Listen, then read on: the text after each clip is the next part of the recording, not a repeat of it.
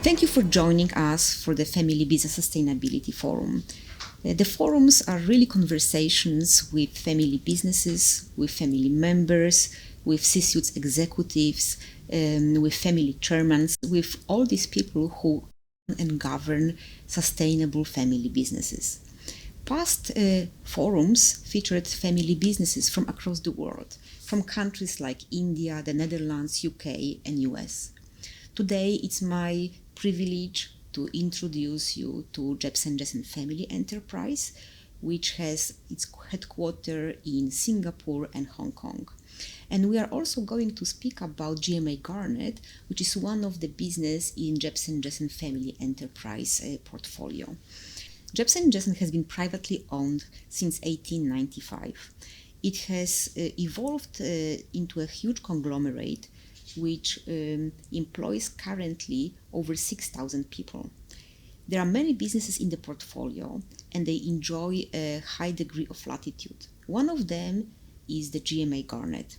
GMA Garnet of Australia is a business that stands out because of its sustainability and particularly because of its circular economy business model. My name is Marta Widz, and I am a co-author of a book chapter which is titled GMA Garnet Circular Economy, Jebsen Jessen Leadership in Environmental Sustainability. That book chapter is part of the bigger book edited by Sanjay and Pramodita Sharma titled Pioneering Family Firm Sustainable Development Strategies. In our today's discussion, I'm going to speak with Heinrich Jessen, the chairman of Jebsen Jessen Group, Grant Cox, the CEO of GMA Garnet, as well as Nina Jessen, a family member who is currently working as a consultant in a corporate communication department.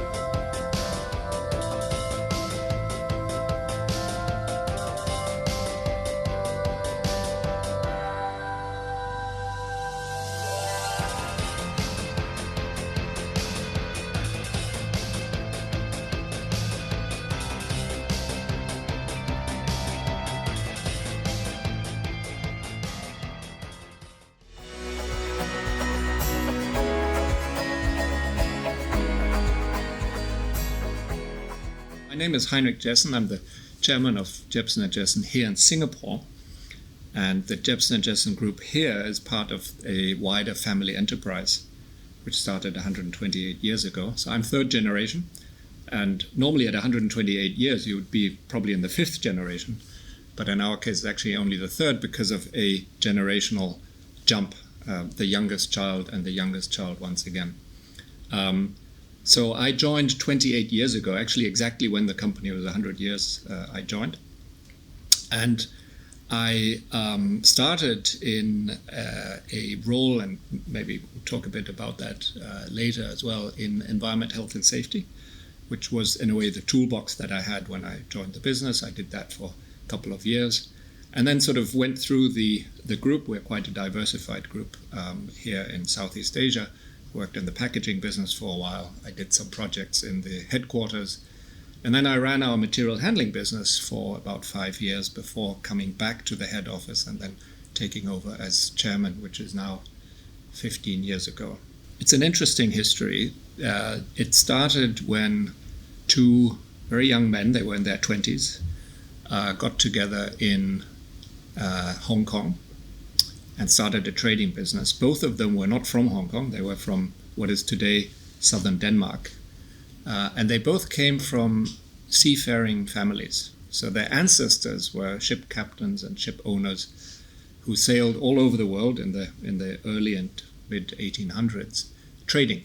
So trading European products in Asia, trading Asian products within Asia, and sailing back, bringing Asian products back to Europe. And this went on over several generations. And these two young men came from those families and decided that they would follow in the same footsteps in being active in Asia, but they would trade not with Asia, but actually in Asia. And therefore set up a trading company in Hong Kong, 1895, and began business basically looking for wherever there was demand for products in China coming from Europe, or the other way around, wherever there was demand, wherever they could source supply, they tried to meet that demand. So it was immediately very diversified. Any opportunity that came, they would go after it. So the business evolved and grew quite nicely. Then came World War I. Now, I mentioned earlier they were from what is today southern Denmark, but this is actually a border region.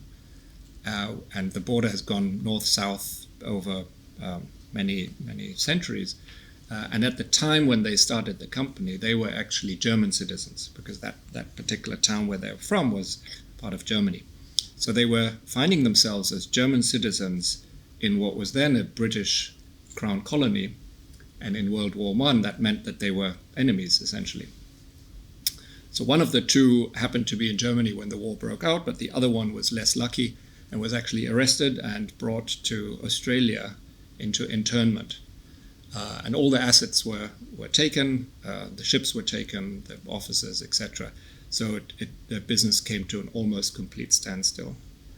After the war, the two got back together again, regrew the business. Meanwhile, the second generation started. So the first of four in the second generation, 2 sons each, joined the business. My uncle Heinz Jessen survived his father as well, and then ultimately took over the business. In 1920, there was a plebiscite in this part of Denmark where they were from, and the people voted that it would revert back to Denmark. So he was a Danish citizen when the Second World War broke out, and therefore this time it wasn't all taken away. However, the World War still had a big impact, and he actually moved the headquarters from Hong Kong to Shanghai. Hong Kong was occupied by the Japanese. He moved to Shanghai, in a way survived the war, but was very ill and died from cancer at the age of 41 in 1944. On his deathbed, hands over the business to his younger cousin, Michael Jebsen, who, again, they're all very young, so he was only in his 20s. He took over the business and again had to grow the business basically from scratch. Did so during the 50s, brought his younger brother, Jacob, and their cousin, Arvid Peter Jessen, into the business. And then the three of them, again, enjoyed tremendous growth during the 1950s. The growth came, but it was still a relatively small company. They were all sitting in one office in Hong Kong. They all had strong personalities, and so they didn't always see eye to eye. And in a way, there was a degree of conflict.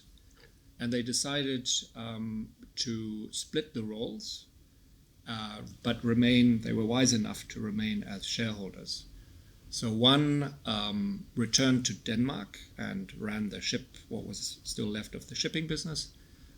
One stayed in Hong Kong, and then one came down to Singapore to replicate the model that had worked as a trading company in China in Southeast Asia.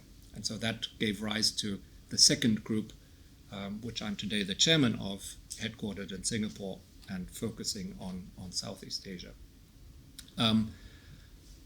Both groups, plus another trading group headquartered in Hamburg, Germany, grew and thrived through the 60s, 70s, 80s, survived the Asian financial crisis. Meanwhile, we're in the third generation, and a fourth pillar joined about 30 years ago in the form of GMA Garnet, which is today the world's largest garnet business, a mining, processing, distribution, recycling business in Garnet, which we'll talk about a bit more today. So these four groups today form the family enterprise. We're today in the third generation and still 100% family owned.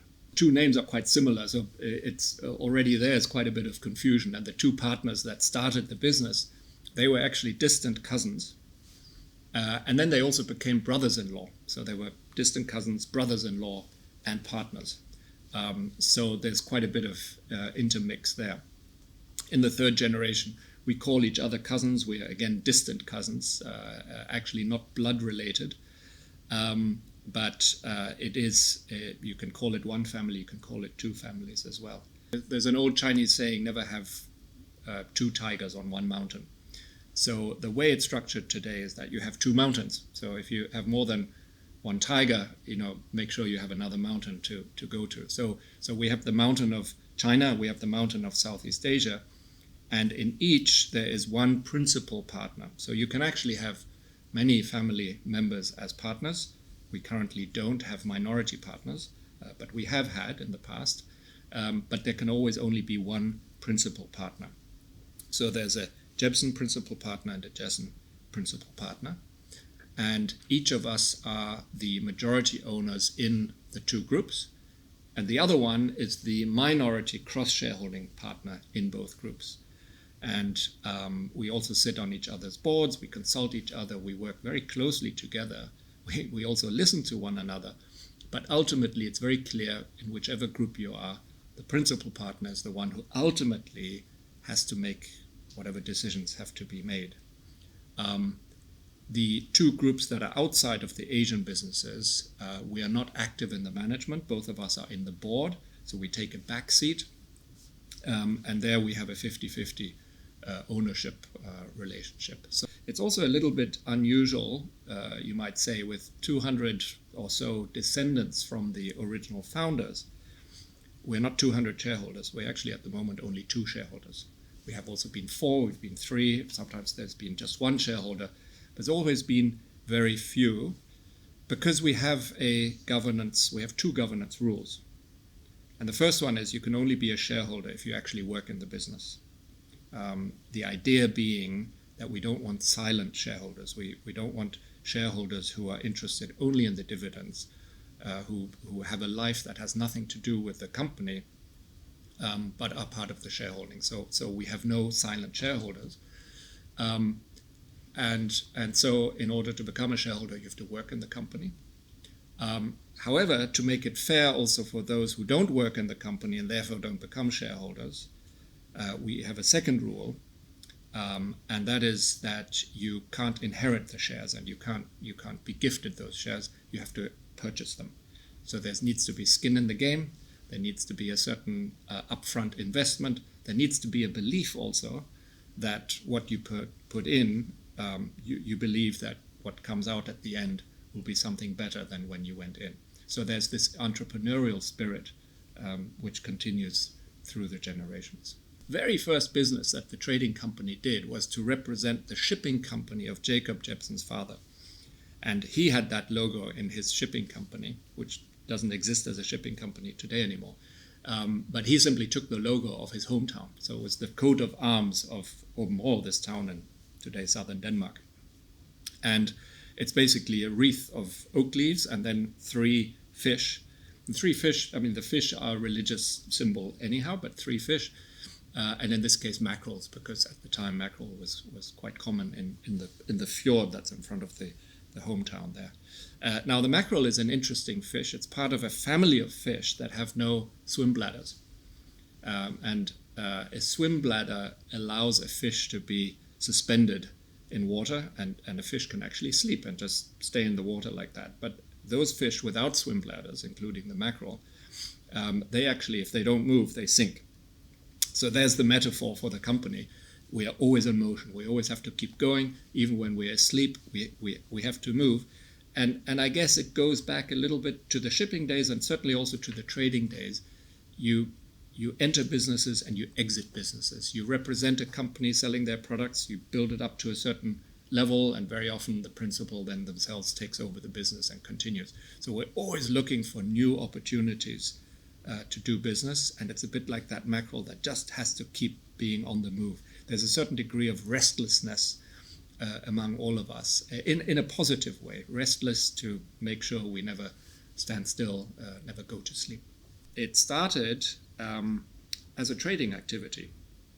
So it started in the group in Hamburg, where an opportunity arose to represent a mining company in Australia that was producing this garnet. And garnet is an abrasive material which you can use to basically treat any surface.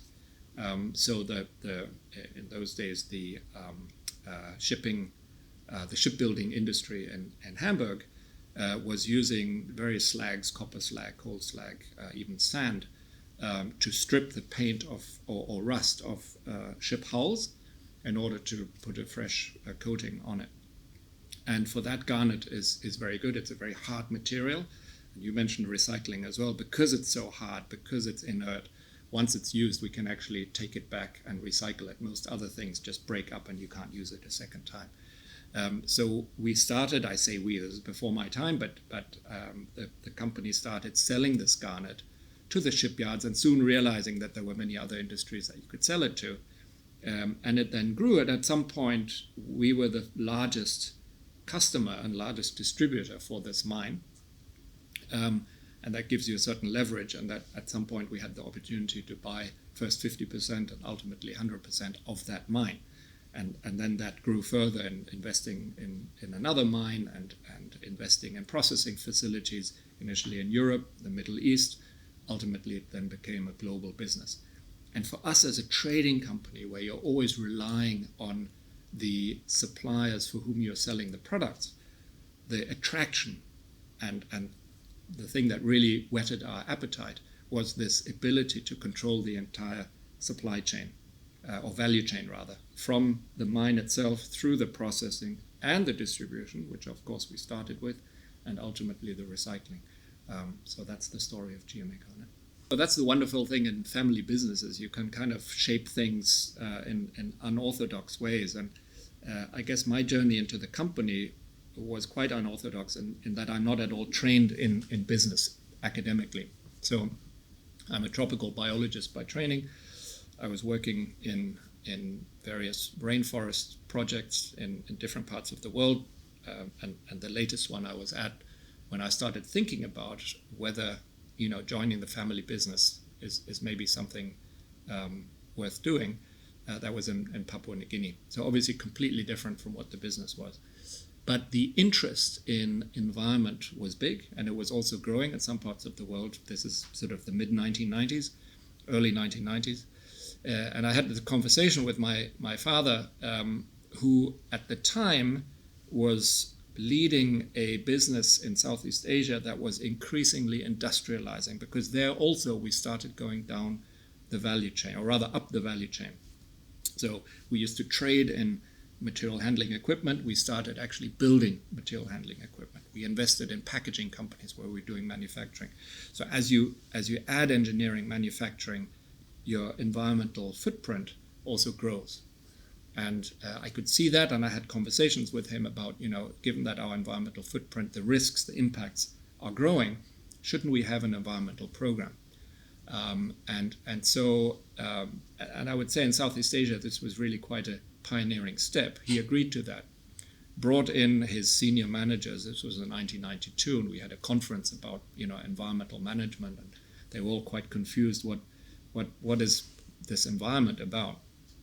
But it led ultimately to me deciding then to focus my master's degree on industrial environmental management, joining the company and becoming the environmental officer, the first one in the group. And it was a one-man show for a while. And I guess then over the years also, as I started moving into the other businesses, we made sure that this was institutionalized in different teams in the different businesses, and ultimately it became a big part of the way we do business, including and culminating, if you will, in carbon neutrality, which we achieved in 2011, so quite a while ago, and that journey has continued. It was, as I mentioned, it was unusual in this part of the world, and the initial reaction is, of course, that this is just adding costs. And in fact, we even had some businesses that we exited as a result. And because we are so diversified, we don't really have a top-down culture in the company, because we realize as shareholders and also in our executive boards and our board of directors, there's absolutely no way that you can understand the full breadth of the business. So we rely a lot on those people managing the businesses, which are so different one from the other and in the different countries. And with that reliance also comes a lot of authority that's given to them to make the right decisions, which means they also have skin in the game. Some of them are shareholders, many of them are remunerated on the profits they make, etc. So there, if you curtail the business models that they have, you have to justify it, and that's not always possible, at least initially, in an economic way. Ultimately, if you save energy, if you save resources, yes, you are saving money, but initially you're usually spending money. And so there was quite a bit of resistance, I think, when we started on this journey to, why are we doing this? Our competitors are not doing it. Other companies are not doing it. The government is not requiring us to do this. Why are you imposing that on us? And even the question of going carbon neutral. Today there are carbon taxes in Singapore, but not in the other countries yet. And in those days there was nothing. So it's only a cost, right? You're just paying for your offsetting. Where's the income? So yes, there were challenges. But I think if family businesses who can control these things are not doing it, then who's going to lead the way? GMA Garnet, and I'll let Grant talk about the amazing environmental properties of this material, and also how we mine and do this in a responsible way. But that was not so much Jebsen Jessen imposing this. This was inherently already the case in GMA, but I think it made the attraction to invest in this company all the more interesting. And we have individual examples, like, for example, in the textile merchandising business that we do, where we go into textile or garment manufacturers and factories, and we look at the quality, we negotiate pricing, we make sure the logistics are good, all on behalf of the end customer, mainly in Europe, who are the big discount stores, right? So this is a traditional business we've done for many decades. Today what we do, and what is a big part of this business, is that we also do all the social and environmental monitoring. So we will go into these factories, also look at, are the fire escapes working? Is there any child labor? Are people being treated properly? What does the wastewater treatment plant look like? How much cadmium is in each button, etc. So we do all of these services as part of the merchandising contract that we have with the end customers. And that's very, very fulfilling, because it's not just doing what we think is the right thing, but it's also actually a business model, and we are paid for that.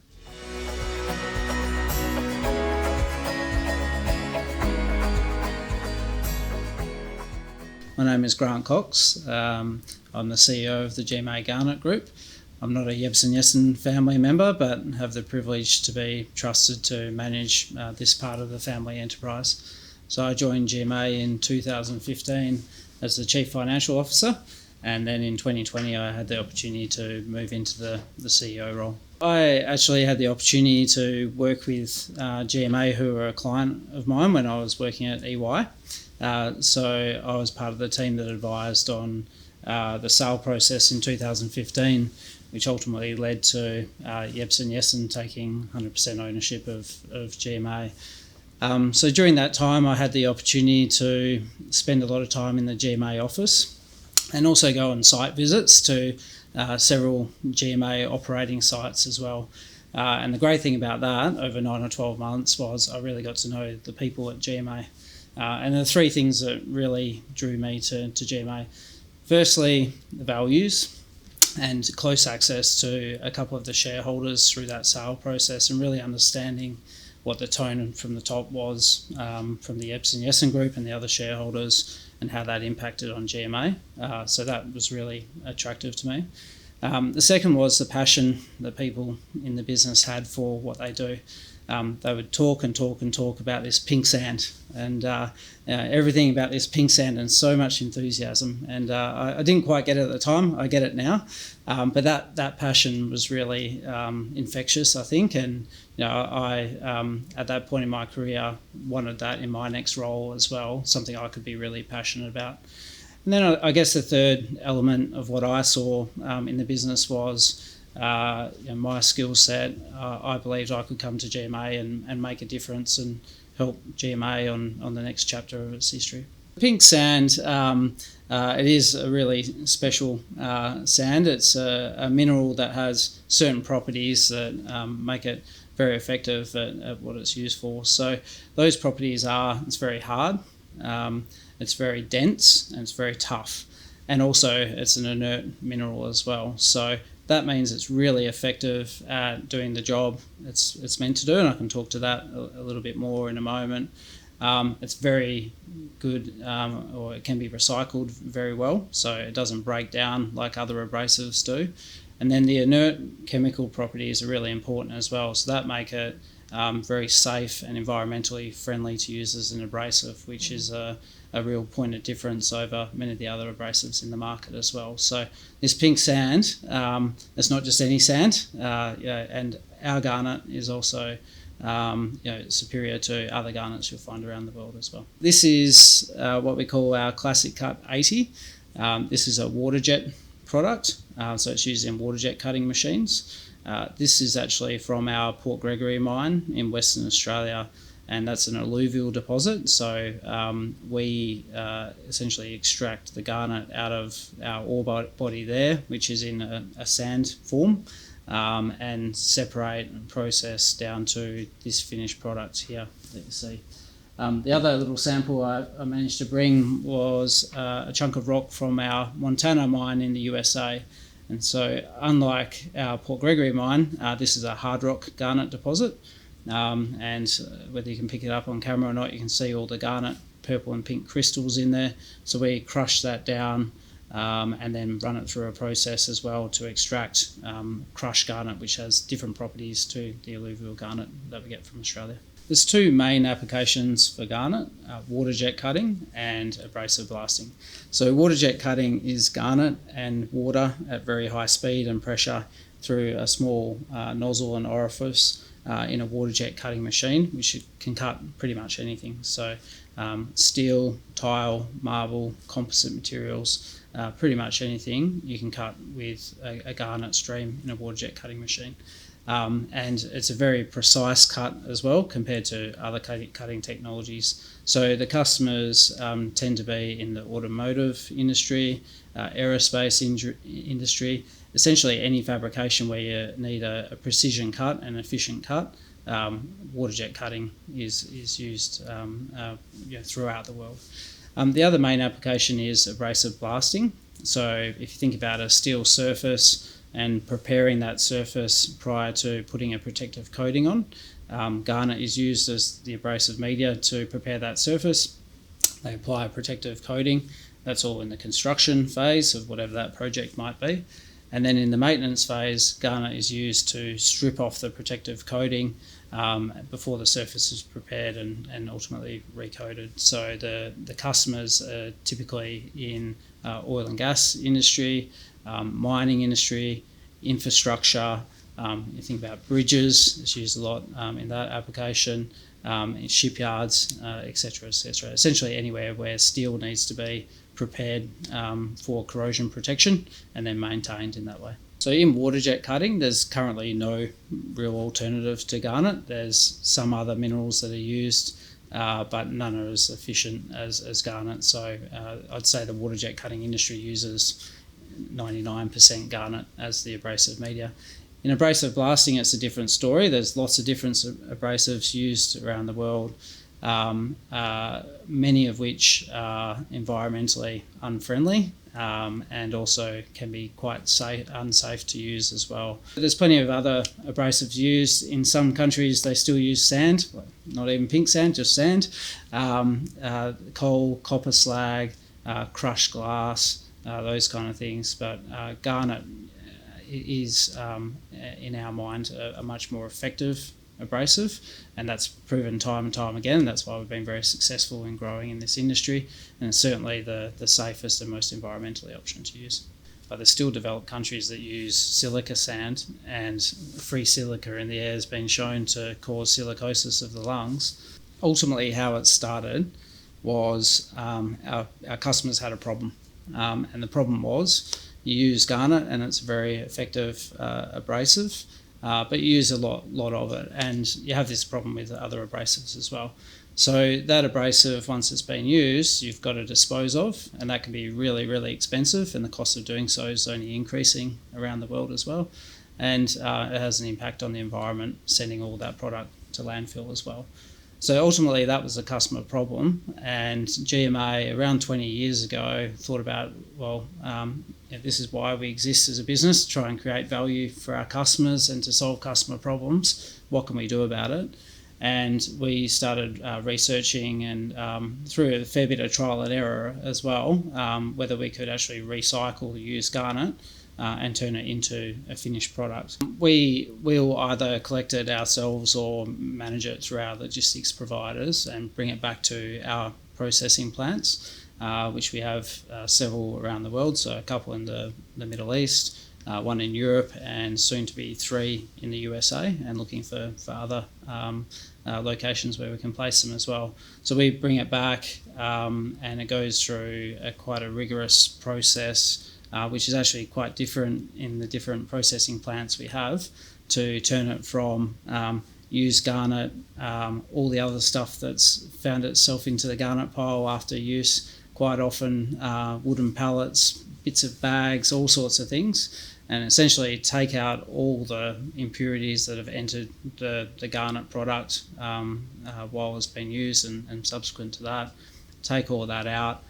We recondition or reprocess the garnet essentially, and then size it again into different product types, and then it's available for sale, normally into a different application than what it went into in the first instance, because the garnet grains do break down a little bit each time it's recycled, which gives you a finer product. This is actually virgin product out of our Port Gregory mine, but we've got our garnet recycling technology now to the point where when we recycle our garnet and it goes through our stringent QA/QC processes, the end product is essentially the same as what comes out of the ground in the first instance. Garnet's actually quite a technical product, and there's a lot of specifications attached to both the use of garnet, but also the garnet itself when it's in a bag. So we make sure that the reprocessed garnet meets all those stringent specifications before it ultimately goes out to customers. So in all respects, it must be the same as our premium product. What that does for our customers, it lowers their disposal costs or eliminates it completely in some instances. And it also can divert about 80% of that used garnet that's collected out of landfill and back into the circular economy. The big step in our recycling model over the last few years is we're now doing wet processing recycling in the USA. And so I talked a little bit before about needing to have that end demand essentially for that recycled garnet is really important to keep that circular economy of garnet going. Wet recycling produces a far superior product to dry recycling, which is how we pioneered the recycling of garnet 20 years ago, and that's the next evolution of our recycling model, which is really exciting, and the quality of product it produces is just fantastic. Water efficiency is a big part of that as well. So do we do that in the Middle East?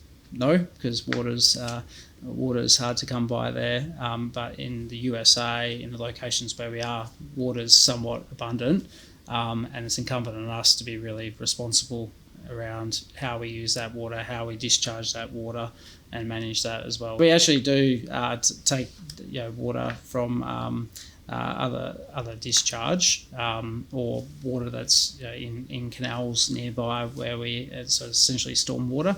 And then we can purify that somewhat. We use reverse osmosis plants in some of our plants as well to make sure that we could use the available water there is wherever we set up that location. You wouldn't actually know that it's been mined, and there's areas of our mine today where you drive past on the way into our processing plant that's been mined over the last 20 or 30 years, and you would never know. And that's the ultimate goal. So a lot of effort goes into planning that. Before we even start taking ore and extracting that to put through our processing plants, we take all the topsoil off the area to be mined and we put that aside.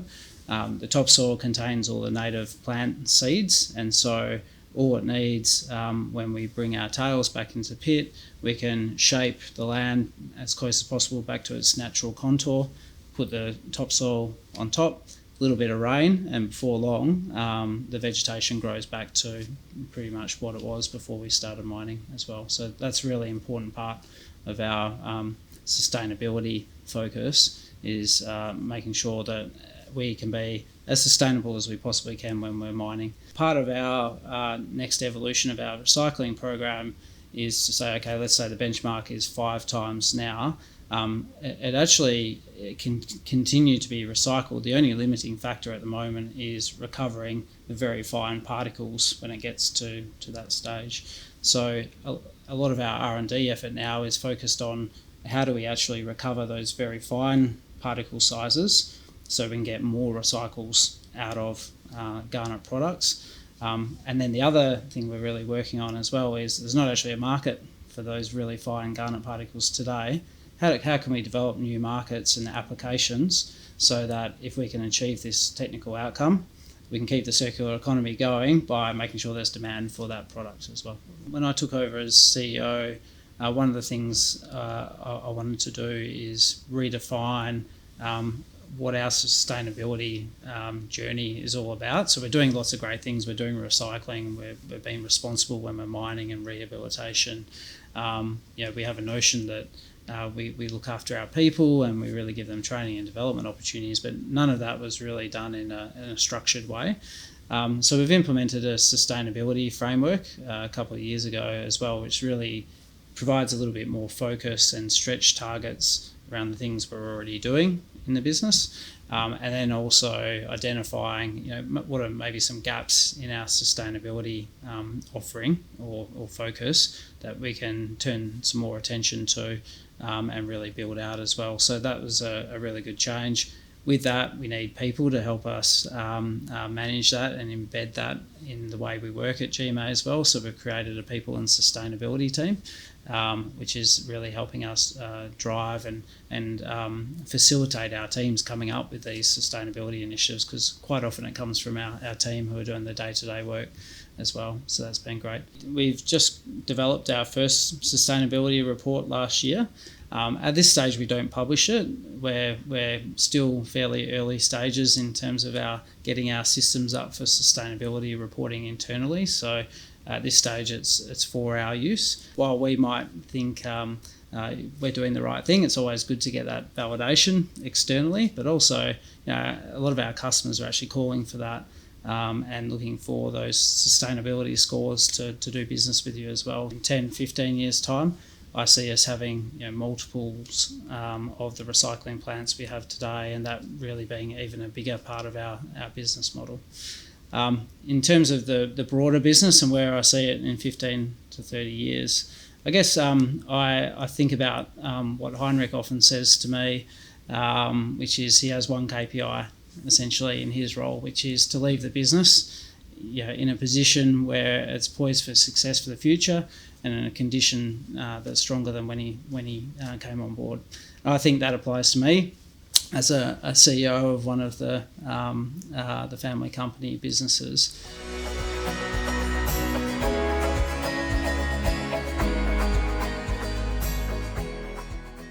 GMA Garnet, one of the hardest and toughest natural minerals on the face of the earth, mined and refined to the highest possible industrial quality. GMA Garnet is the premium sandblasting and water jet cutting abrasive, a product of excellence produced by the leading garnet manufacturer worldwide. GMA Garnet's success is based on an exceptional natural product and on the company's complete control of the whole production and distribution cycle, from mining over processing, logistics, shipping and distribution to the final user worldwide, as well as reprocessing and recycling. GMA is the industry standard, a success that is endorsed by an ever-growing stream of users across the globe.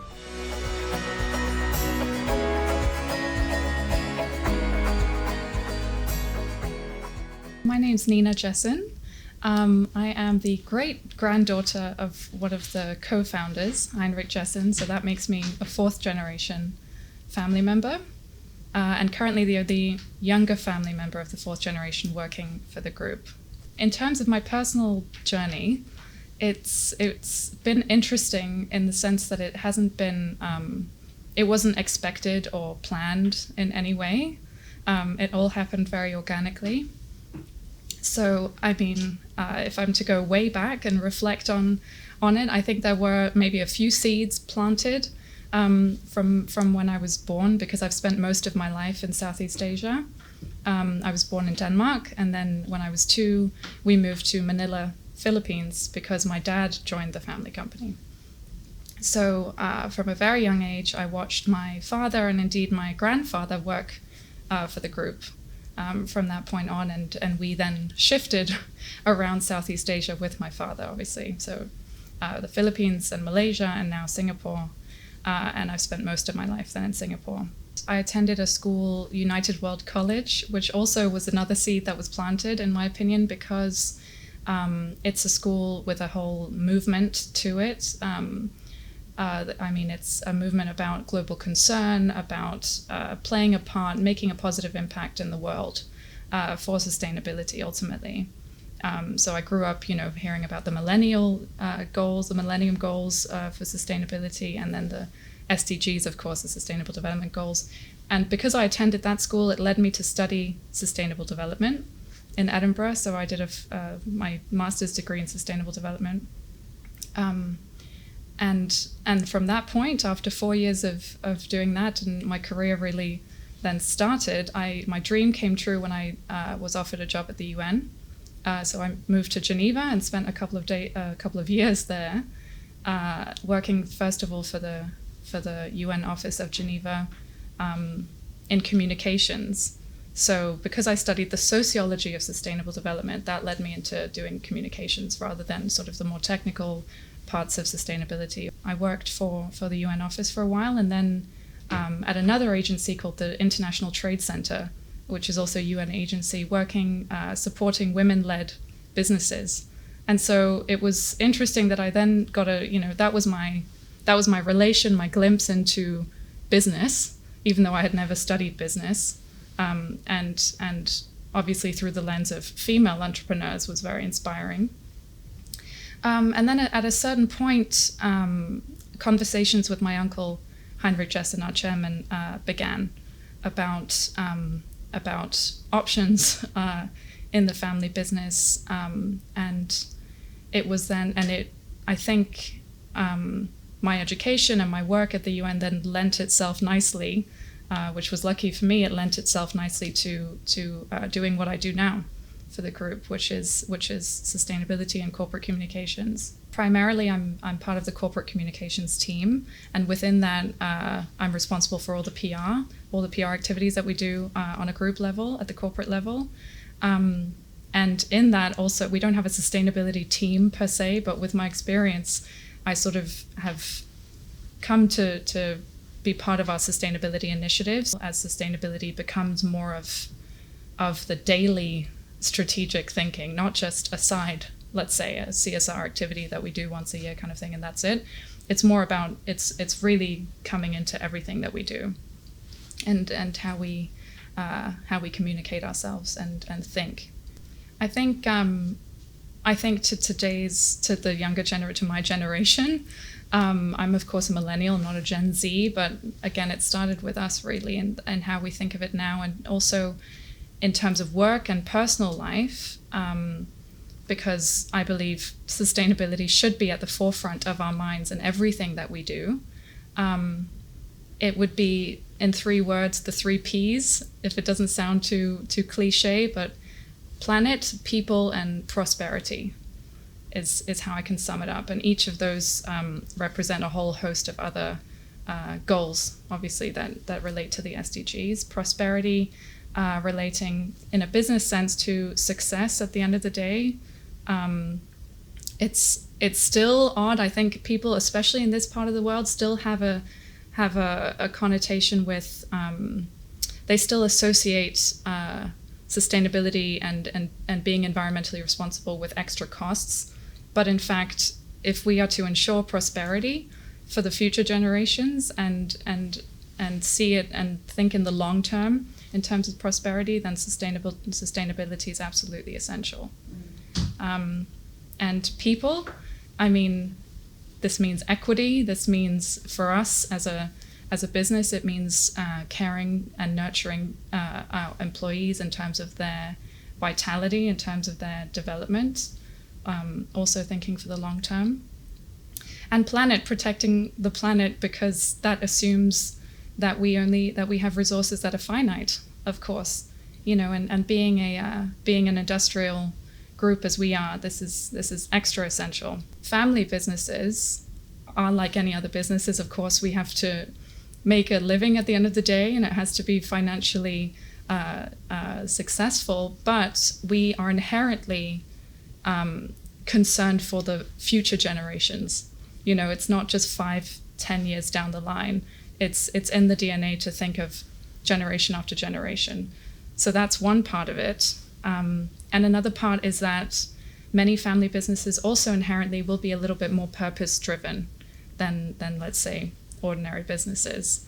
They have that slight social entrepreneurship already in them because they're family built and they're just different in that sense. Being a family company, we're lucky in the sense that we get to be a little bit creative in how we conduct business at times, being privately owned. Heinrich, our chairman, is also a very active contributor in the Family Business Network.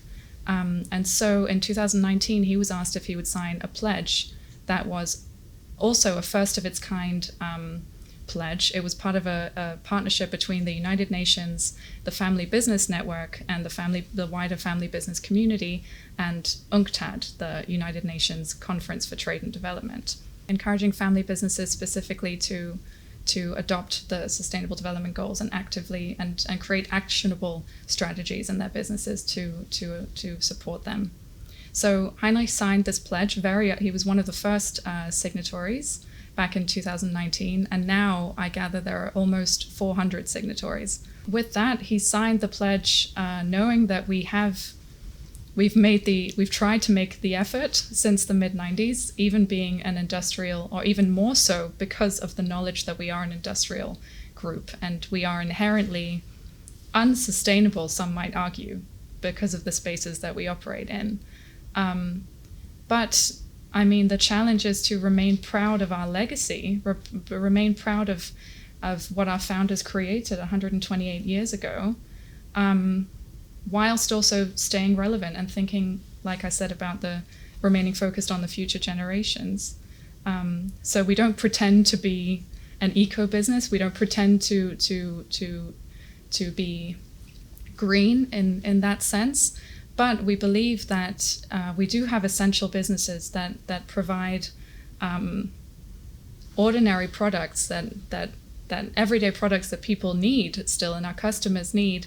But then being in that space, we try and offer customers the most sustainable alternative, the most sustainable way of conducting that sort of business. I'm going to draw on my current, very exciting to me project, which is I'm trying to create, in the process of creating, the first of its kind group-wide sustainability report for the Jebsen Jessen group. In my case now, this report that I'm producing is we have some freedom to create it to be more of a human story. It's not, it's the idea is not for it to be a dry report as such. It's more storytelling publication that goes way back to the 90s, where our story began in terms of how we think of sustainability today. Our story in terms of sustainability as we think of it today goes back to the mid-90s, as Heinrich was talking about, that's when his journey began. As a tropical biologist, he came in and he started our EHS department from the ground up, and that's when it started.